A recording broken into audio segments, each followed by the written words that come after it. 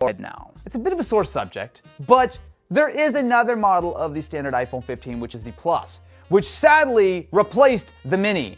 And look, I could be here all day long telling you why I love the Mini. Ooh, it's got ceramic shields. When I woke up this morning, I knew that the iPhone 15 was being delivered today.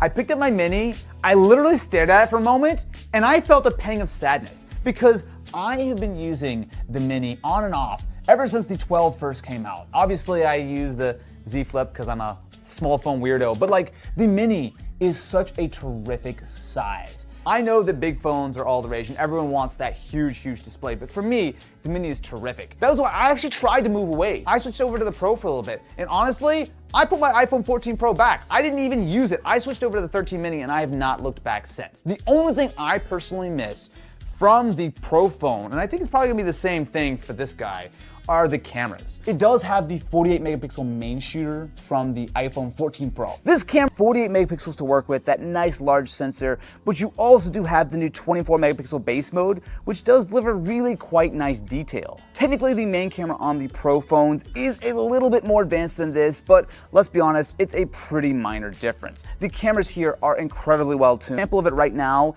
it's perfectly fine, and for vlogging, I would say it's decent, but it is a pretty significant downgrade from what you're gonna get on the Pro phones, which is not only allow you to use macro mode, it's gonna have autofocus, it's a better camera. So the ultra wide is good enough, it's fine, but that is definitely one area where you're sacrificing spending less money to get the base phone. One good thing I'll say is that the iPhone 15 now shares the same selfie camera from the bigger brothers, which means that you're going to be getting you don't have that sort of softness that was always endemic on these older iPhones with the, let's be honest, pretty mediocre selfie cameras. That is all fair enough and easy to understand, but as someone who shoots really because of the video, I find that for my specific use case, having an iPhone around to work with a lot of apps that simply don't run on Android, having editing tools, having a bunch of stuff, like it works better on iOS. I don't want to sound conceited here, but I do use it in a pro capacity. I mean, a lot of the videos that you see on this channel